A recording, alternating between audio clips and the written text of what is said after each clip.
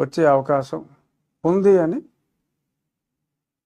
ప్రజలు భావిస్తున్నారు. ఇప్పుడు నేను చెప్పింది ఈ జగన్ శర్మ నేను చెప్పింది కాదు, నాకు ప్రజలు చెప్పింది చెప్తున్నా. పంచాయతీ ఇది నా అభిప్రాయం కాదు, ఇది జనాభిప్రాయం. సో కాబట్టి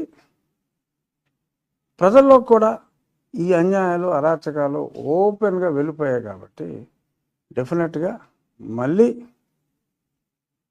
అతను వచ్చే ప్రసక్తి లేదు. అన్ని సూచికలు దానికి తగ్గట్టే ఉన్నాయి. అప్రతిహతంగా ఈ కూటమి కనపడుతుందా? చంద్రబాబు నాయుడు గారు, కళ్యాణ్ గారు కనపడుతున్నారా వీడియోలో? ఏం మరి? సో కనిపిస్తే అప్రతిహతంగా కూటమి అద్భుత విజయాన్ని సాధించబోతోంది. ఇది పచ్చి నిజం. వాళ్ళు ఎన్ని ప్రయత్నాలు చేసినా, వారు ఎన్ని టక్కుటమార గజకర్ణ గోకర్ణ విద్యలు ప్రదర్శించినా ప్రజలైతే డిసైడ్ అయిపోయారు. ఈసారికి చేసిన తప్పుని సరిదిద్దుకునే ప్రయత్నంలోనే ఉన్నారు తప్ప మళ్ళీ తప్పు చేసే లేరు. తీవ్రమైన పశ్చాత్తాపంలో ఉన్నారు 60% మంది. 40% ఇంకా జగన్మోహన్ రెడ్డి గారికి ఉన్నప్పటికీ 60% ప్రజలు అతన్ని వదిలించుకోవాలనుకుంటున్నారు. కాబట్టి అతిపెద్ద విజయం కూటమికి దక్కనున్నది. దీని మీద ఏదన్నా డిఫరెంట్ ఒపీనియన్ ఉంటే అడగచ్చు.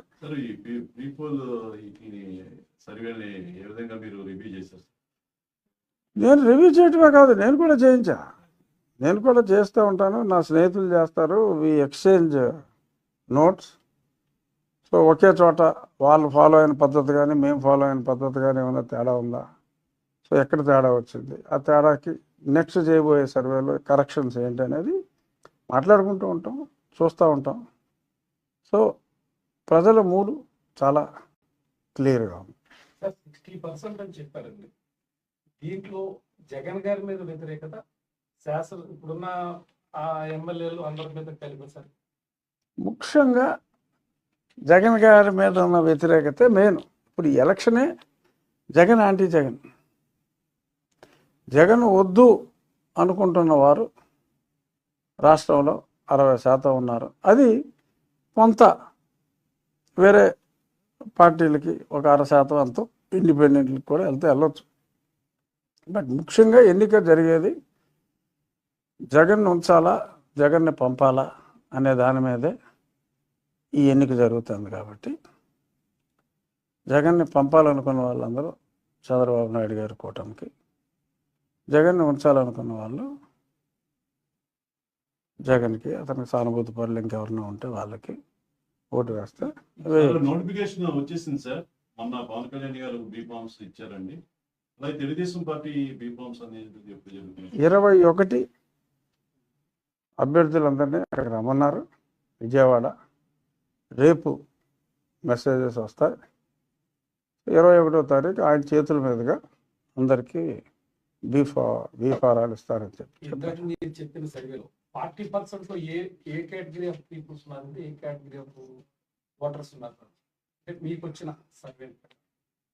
అంటే అందరికీ తెలిసిందే, మళ్ళీ నా నోటితోటి చెప్పాల్సిన పడలేదు. ఆయన్ని ప్రేమించే సామాజిక వర్గం,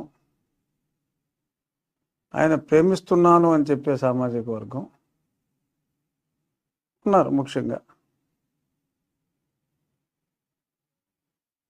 కొంతమంది పాపం మంచి జరిగిందంటేనే ఓటు వేయండి అని చెప్పారు. అనాలిసిస్ ఇప్పుడు మాలాంటి వాళ్ళందరూ చెప్పాలి.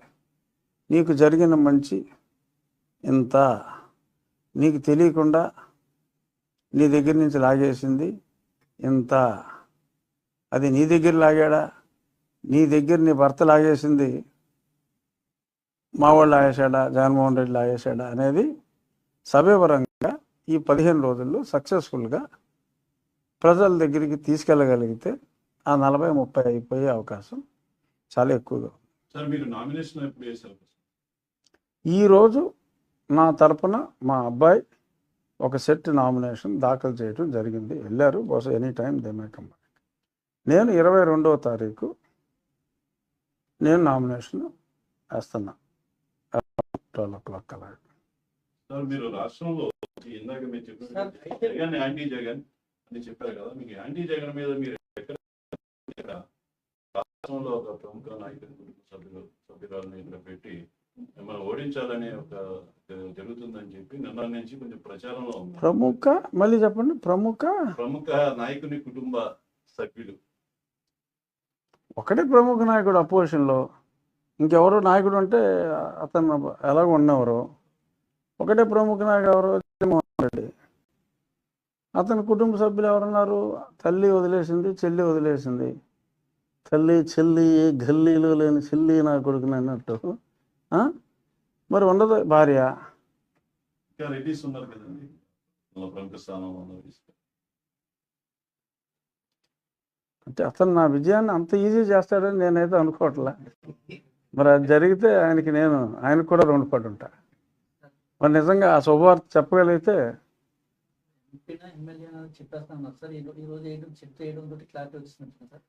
ఎమ్మెల్యేగా ఎంపీ సీటు నాకు ఇవ్వడానికి భారతీయ జనతా పార్టీ ఒప్పుకోలే. అది కూడా పేపర్లో వచ్చింది. చంద్రబాబు నాయుడు గారు ప్రయత్నం చేశారు, అయినా వారు కన్సిడర్ చేయలేదని పేపర్లో వచ్చింది. నేను గతంలో ప్రయత్నించా. ఆ తర్వాత తెర వెనుక ఉన్నది వేరే వాళ్ళు, భారతీయ జనతా పార్టీ సంబంధం లేదని తెలిసి ఇంకా అనవసరం. శత్రువు బలవంతుడు, అప్పుడప్పుడు శత్రువుకి తన బలం చూపెట్టే అవకాశం ఇవ్వాలి. ఆ తర్వాత మనం ఉంటే చూపెట్టుకుందామని చెప్పి శత్రువు తీసుకున్న డెసిషన్ని మన్నించడం జరిగింది. నేను గెలవబోతున్నాను. రామరాజు గారు, శివరామరాజు గారు సంపూర్ణ సహకారంతో నేను వారిని కలుస్తాను. సో వారి సంపూర్ణ సహకారం అర్థిస్తాను. వారిద్దరి సహకారంతో అద్వితీయమైన విజయం అయితే వస్తుంది. అది నా నమ్మకం, నిజం కూడా. ఎందుకంటే రాష్ట్రం అంతా సర్వే చేయించిన ఒంట్లో సర్వే చేయించలేనా? అది సార్ మీరు అభ్యర్థిగా పోటీ చేసిన పక్షంలో ఇక్కడ ఉన్నటువంటి కూటమి శాసనసభ అభ్యర్థులకి మీరు సహకారం అందిస్తారు, మీ వేవు వాళ్ళను కూడా ముందుకు తీసుకెళ్తుంది 10 రూపాయలని భావించారండి. శాసనసభ అభ్యర్థి అయిన తర్వాత ఈ లోక్సభ నియోజకవర్గ పరిధిలో ఏ విధంగా కూటమి విజయానికి అసలు ఓవరాల్గా కోస్టల్ నార్త్ కోస్టల్ కానీ కోస్టల్ ఆంధ్ర కానీ నెల్లూరు వరకు తెలుగుదేశం పవనాలు వీస్తున్నాయి. అందులో ఎటువంటి సందేహం లేదు. రాయలసీమ నువ్వు నేను అన్నట్టుగా ఉన్నమాట నిజం. సో ఇక్కడ 1-2% అటు ఇటు డెఫినెట్గా నన్ను అభిమానించే వాళ్ళు తగు సంఖ్యలోనే ఉన్నారు. నన్ను ఆదరించింది పార్టీ. సో కాబట్టి డెఫినెట్గా గెలుపుకి ఆర్థిక సహకారం అందిస్తారంటారు. ఆర్థిక సహకారం రూల్స్ ప్రకారం అందించకూడదు, రాజకీయ సహకారం తప్పకుండా ఉంటుంది. ఇప్పుడే అంజిబాబు గారితో కలిసి వెంప వెళ్ళాం, మొన్న అక్కంపూర్ వెళ్ళాం, దానికి ముందు రోజు ఆయనతో ఇంక వేరే కార్యక్రమాల్లో పాల్గొన్నాం. సో అలాగా రాజకీయంగా డెఫినెట్గా నాకు ఒండిలో ఎప్పుడు గ్యాప్ దొరికినా మా స్నేహితులు అందరూ స్నేహితులందరి దగ్గరికి రాజకీయంగా నా వలన ఓట్లు పడతాయి అని వాళ్ళు అనుకుంటే వాళ్ళు రమ్మంటే డెఫినెట్గా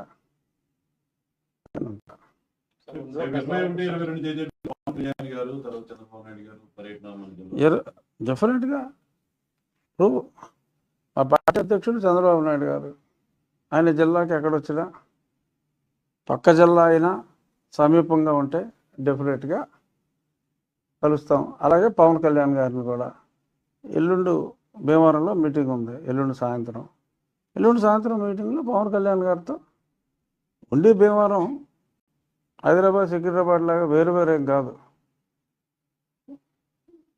భీమవరం జంట నియోజకవర్గం. ఉండి మధ్యలో భీమవరం ఉంది, అంతే కదా. ఈ రెండింటిలో విడదీసేది లేదు. పొలం అక్కడ, ఇల్లు ఇక్కడ. నేను ఖచ్చితంగా రామరాజు గారు తెలుగుదేశం పార్టీలో ఉన్నారు. సో రామరాజు గారు ప్రచారం ఎందుకు చేయరు? ఆయన నాతో కలిసి నడవక్కల్లా, నేను ఆయనతో కలిసి నడుస్తా.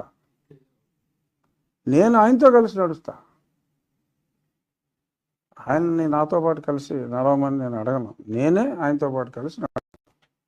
అది ఆయన మంచి వ్యక్తి. కొన్ని ప్రత్యేక పరిస్థితుల్లో నాకు ఎంపీ సీటు రానందువల్ల,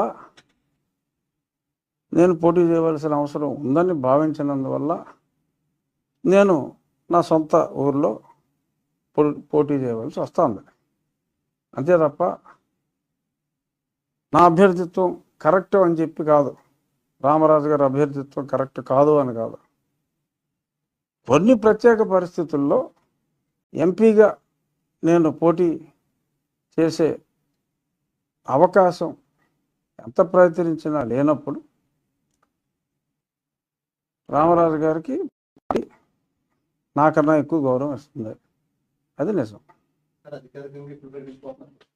రేపు మీ ప్రచారం ఎక్కడి నుంచి స్టార్ట్ చేస్తారు? ఉండిపూడి స్టార్ట్ చేయాలని